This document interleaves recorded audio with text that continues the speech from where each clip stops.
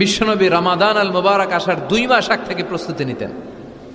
বিশ্বনবী দোয়া করতে শুরু করতেন রজব মাস থেকে, আর আল্লাহর কাছে বলতেন, আল্লাহুম্মা বারিক লানা ফি রজব ওয়া শাবান ওয়া বাল্লিগনা রমাদান। রজব শাবানে বরকতে দাও, রমজান মাসে গুনাহ ঝরাও। সপ্তাহ জুড়ে তুমি বরকতে দাও, জুমার দিনেতে গুনাহ ঝরাও। রজব শাবানে বরকতে দাও, রমজান মাসে গুনাহ ঝরাও। চিল্লায় পড়েন আমিন।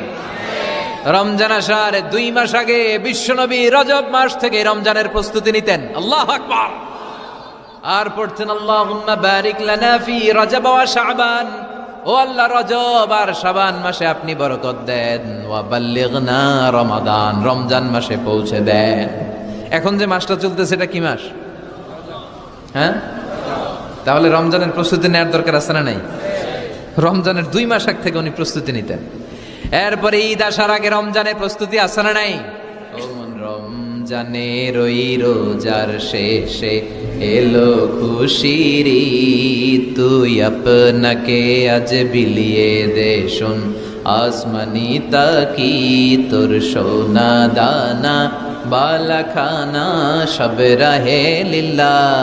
দে জাকাতে মুর্দা মুসলিমের আজ ভাঙাইতে নিদ। পড়েন, রমজানের ওই রোজার শেষে এলো খুশির ঈদ। তুই পড়বি দের নামাজ রে মন সেই ঈদগাহে, যে ময়দানে সব গাজী মুসলিম হয়েছে শহীদ। রমজানের ওই রোজার শেষে এলো খুশির ঈদ। আলহামদুলিল্লাহ পড়েন। তার মানে নামাজের আগে প্রস্তুতি লাগে, রোজার আগে প্রস্তুতি লাগে, ঈদের আগেও প্রস্তুতি লাগে। এরপরে হজ যদি পালন করতে চান তারও প্রস্তুতির দরকার আছে না নেই?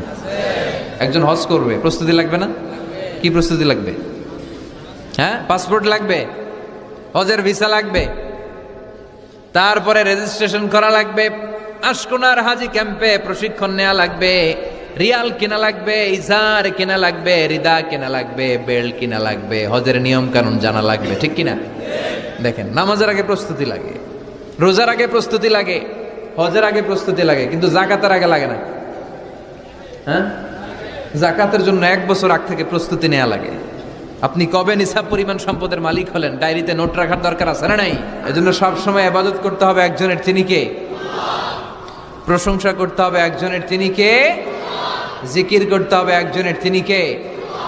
বিশ্বনবী বলতেন, লা ইয়াজালু লিসানুকা রাতবান মিন যিকরিল্লাহ।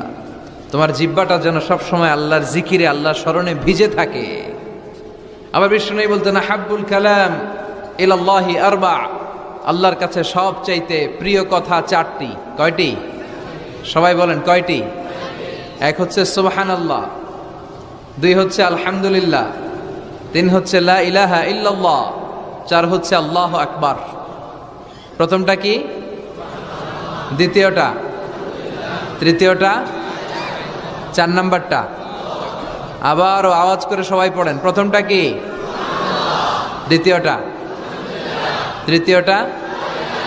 চতুর্থটা? আহাব্বুল কালাম ইলাল্লাহি আরবা। আল্লাহর কাছে সবচাইতে প্রিয় কথা এই 4টা, সবচাইতে প্রিয় কথা। আর এই প্রতিটা কথার ভিতরে আল্লাহর নাম আছে না নাই?